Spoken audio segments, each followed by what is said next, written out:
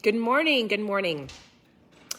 Welcome to the Keto Mom page. My name is Stephanie. And if you followed our stories, which you don't have to, but if you did, you know that we had a crazy storm yesterday. And if you normally tune in to morning mindset or us going through a book, you know I normally come on a lot earlier. So we have electricity, our house. We are thankful that it is fine.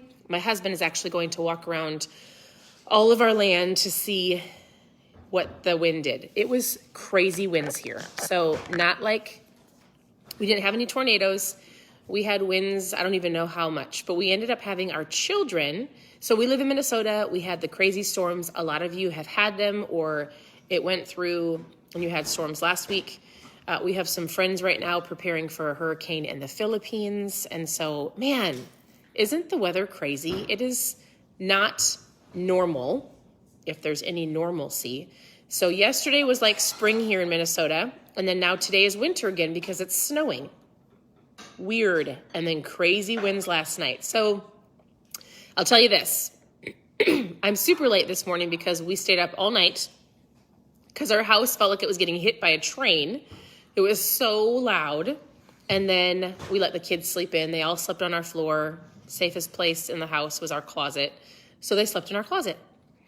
So anyways, as you're tuning in, we are going to go through the book. We've had a crazy morning of dogs getting out, chasing dogs. I thought one of our dogs disappeared in our lake because I couldn't find it. And I was like, I don't want to have to deliver the news to our children this morning that one of our dogs is missing. It has been one of those mornings, and we're being super thankful. So our girls are just getting up. If you're brand new, we've got 4 daughters. We homeschool, which is why we can sleep in and have a different day than most people. But we are going to go through the book. So if you've been following along at all, it's a little bit of a shorter section today, but the 5-second rule. And so it gets you through lots of different things, right? It can get you just out of bed. So if you don't have the book, I would highly recommend you getting it. If you are just tuning in, awesome. I'll give you a golden nugget to help you through your day. And, excuse me, I would recommend grabbing the book and reading through it sometime because the stories in here are incredible. Good morning. All right, where are you tuning in from? Did anybody else have to do or go through the winds last night? Because we live on a lake, so it's all open and the wind always comes from the south. Unbelievable, crazy loud. And when we looked outside this morning before our dogs got away, and I thought maybe one of them drowned in the lake, which they didn't. But the wind ripped off the signs off of all of our trees. Like we have no trespassing signs and different signs, like ripped the nails. We don't have a lot of branches down that we know of, but random things scattered all over the place. Moved all of our outside furniture, which I expected. We laid it down, but nothing damaged as in wrecked, just everything scattered. It was a little crazy. So if you're just tuning in, we normally let our dogs out on the deck, and we had the gate open and we were like, oh no. So we ran outside to grab the dogs, and we have enough acreage that like they would run, and our dogs aren't super obedient. And so they got away. We ran outside, got all of them except for one. We have 4 dogs. It's a long story. I don't want to talk about it. That is my husband's thing. I joke about it, but in reality, it's a lot. We could not find one of the little dogs anywhere. And I was like, the last place I saw him was he ran under the deck. And I said, he didn't come out the other side. So I don't know if he was running so fast that he hit the frozen water and the water's opened. So both of us were like, did he go in the water? Like, we couldn't find him anywhere. Normally that we can hear him barking. We live on a dirt road. He wasn't anywhere that I could see. And I was like, we're going to have to go in. Like, if you see him in the water, are you willing to go in the water? And Steve's like, I'll go in the water. I'm like, I won't go in the water. But luckily he ran around. We just kept missing him when we found him. But I actually thought my kids are going to wake up and be so mad at me because one of their dogs is in the water and died. Thankfully it didn't. All is fine. None of our house is damaged. Anyways, that is why I'm late this morning. So please forgive me. And we are thankful. I'm thankful that nothing is damaged and our kids can sleep in, and we're going to start our day late and it's completely fine. Let me tell you this. we're going to talk about how to become the happiest person you know. A lot of it has to do with your mindset, right?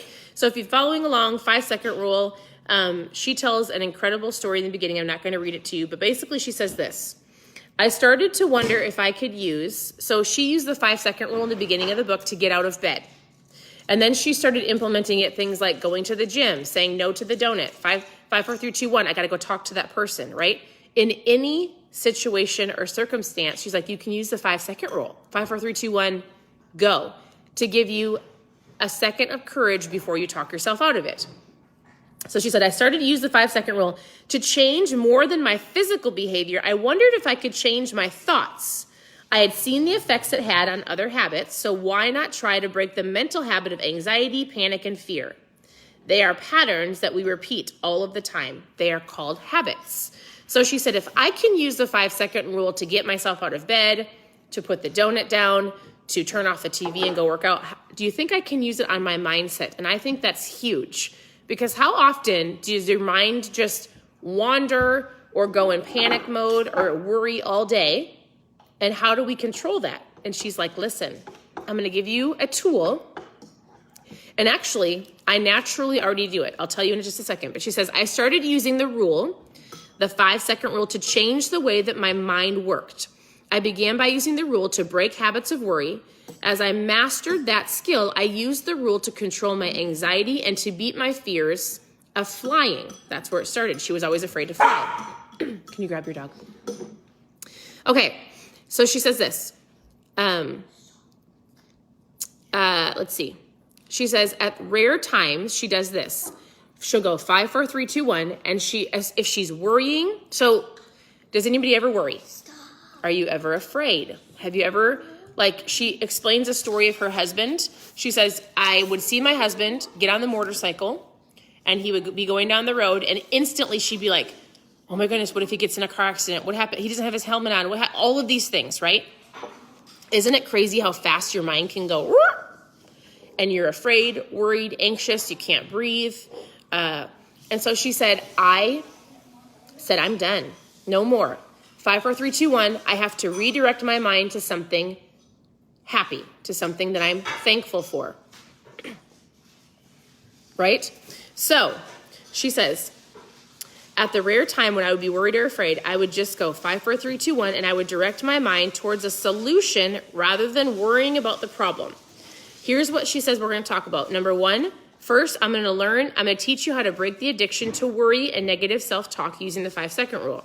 Second, we'll dive into the subject of anxiety and panic. Third, we'll finally learn a proven strategy on how you can beat any fear. Using the fear of flying as an example, you'll learn how to use the rule with anchoring thoughts to prevent fear from taking over your mind. I'll tell you this. So the beginning, I'm just going to read one page of this, not the whole page, just the idea of it. She says, we're first going to talk about stop not worrying. She said, more than any other change, ending your habit of worrying will create the single biggest positive impact in your life. Believe it or not, you were taught to worry as a kid. Be careful, your parents would say, wear a hat or you'll get cold. Don't sit too close to the TV. As adults, we spend so much time and energy worrying about things that we can't control or that could go wrong, that when we get to when we get to the end of our life, we'll wish we hadn't worried. She said there was a study that went on. Of course, they went and talked to 1,200 senior citizens and discussed the meaning of life. She said, shocker, but what a majority of them said was, I wish I hadn't spent so much of my lifetime worrying. And so she says, this is what we're going to talk about, 5-second rule. It will teach you how worrying as a default setting that in your mind goes to when you're not paying attention. The key of catching yourself when you drift into worry or fear is regaining mental control by using the 5-second rule. So that's my contacts are dry, so sorry. My eyes are actually super dry. One more thing, and then I'll give you an example. As soon as you catch yourself worrying, she says she used to go 5, 4, 3, 2, 1, and I would think of something positive. Like instead of worrying about my husband going down the road on his motorcycle and thinking of him getting in a car accident, I would think of him smiling as he drove down the road. She said, I would tell myself this, oh, no, you don't. So every time she would catch herself worrying or being afraid, any negative thought. Does anybody have any negative thoughts throughout the day?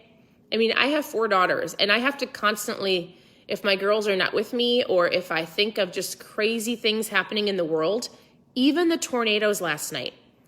We all saw what happened in Kentucky, right? We're praying for those families. We saw the houses and I think it's almost up to 100 people possibly killed by the tornadoes. And then we get the news that the weather is coming our way, right? How crazy is it that your mindset can worry all day long in fear, in panic mode? And this is with anything, right? You can go down this rabbit hole and it can control your day and control your life. And I kept having to say, nope, I'm in control of my mind. Nope. And I would, as soon as I've done this for a long time, and it's a habit that you have to create, but as soon as I panic or as soon as I worry, as soon as something not right is in here, I legitimately will close my eyes. And this is just me.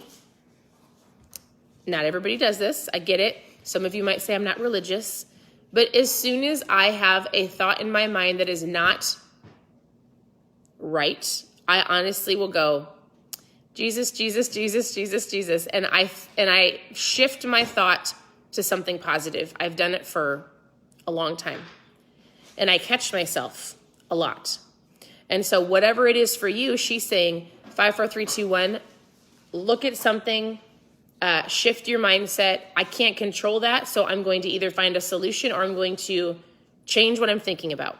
5, 4, 3, 2, 1, right? Everybody manages it or thinks of thinking things differently, but it works. There's no reason for you to live your day and your life worrying about things that you can't control, right? At all. So she says the 5-second rule can be used to help with your mindset. That's what we talk about on here. If you can control your mind and control your worries and control your thoughts and like even your self-talk, you're going to have a better day. You're going to choose different. You're going to go down a different path. So it's super important. So we're going to stop there because she keeps talking about worry and fear, and it was kind of long, so I'll go into that tomorrow. But the 5-second rule not only can physically help you, it can help you with your mental state. So continue to tune in. I think it's super powerful.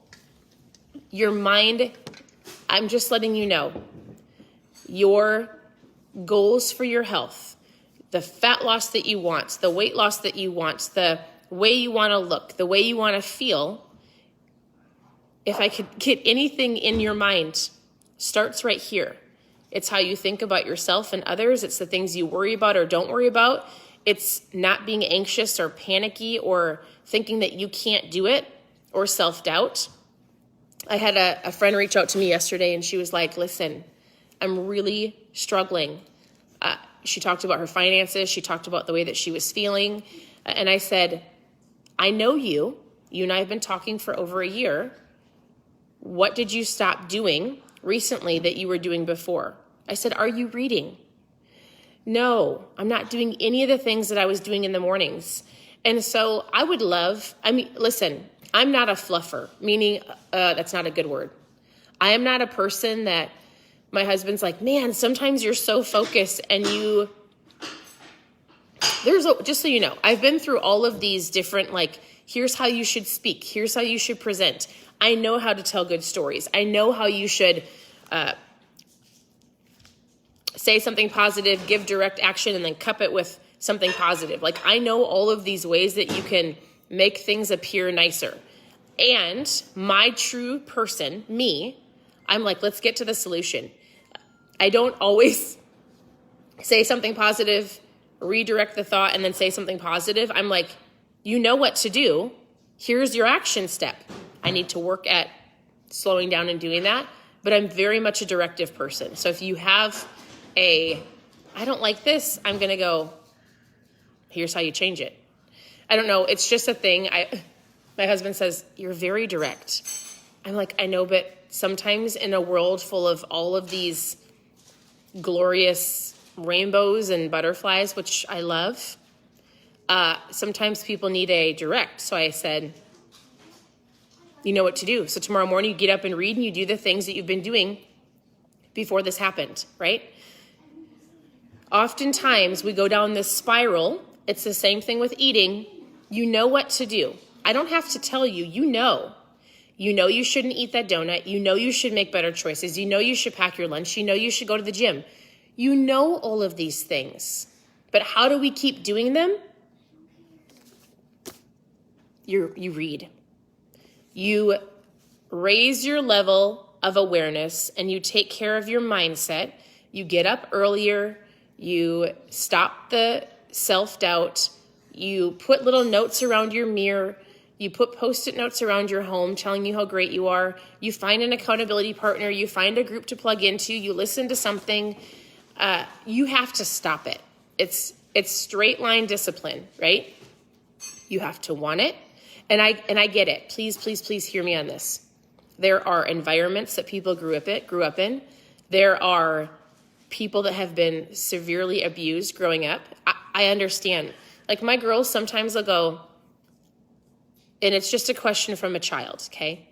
How do people get so large? The question was, how do they get so unhealthy? And I said, listen, girls, you have grown up in a home that is full of love and encouragement and Jesus and parents that care about you and parents that read. We understand the mindset, so we're teaching you all of these things, right? A majority of the reason why people are the way they are today has to do with how they were raised. So emotional abuse, physical abuse, a lot of people in the past have turned to food for a reward or food as a comfort. And so therefore you have to help adults retrain their mind to go, you are worthy, you are worth it. How do you do that? You get books into their hands, counseling, finding groups to encourage them not to have a pity potty, right? Eventually there has to be a line drawn in the sand. And you have to go, there's no more blame, shaming, and justifying, but you have to get out of those bad habits to get to where, all right, I feel bad enough that I want to change. All right, I found a group of people that I trust, and I have to put the past in the past. No more, right? I'm going forward. So I get it. There are many of you that have to work through things. I promise you I understand. It's not just all like, okay, I can change my mindset, 5, 4, 3, 2, 1. There are things that people have to work through. And then there is a point to where you have to draw a line in the sand. Whatever happened in the past, you're going to have to use this 5-second rule to go, I am not my past. I am not the people in my past. I don't have that environment anymore. I'm going to have to buck up and I'm going to have to change this, or I'm going to pass it on to my children, or I'm not going to see the results that I want, right? Starts right here. It all starts right here. 5, 4, 3, 2, 1, or reading or acknowledging the fact of what you went through, and I'm done. I'm moving forward, right? Controlling your mind and using tools to help you as you go. Doesn't mean you won't have a bad day, but how to get out of that, it'll be faster, right? You won't use food as a reward or as a comfort, but you will go for a walk. You'll go sit down in quiet time for a little bit. You'll go find a book to read. You're going to have a trigger, and then you're going to go find something else, not food to comfort you. And I'm saying that because we're on a page where a majority of people want fat loss, and they use food as a reward or as a comfort or as a emotional support. So with all of that, please continue to tune into the page. I am here to help you. Send me messages. Maybe today on my stories, I've been getting a lot of questions about other books that would be great gifts. So when I'm done feeding our girls and when I get them started on their homeschool, I will go through on my stories. You have to watch the stories. And I will go through and pull out all of the books that I think are great gifts, books that I've loved, for you to just take screenshots of and someday read. All right. I hope you guys have a great day. Always here to help. And I appreciate you all. So we'll talk to you very soon.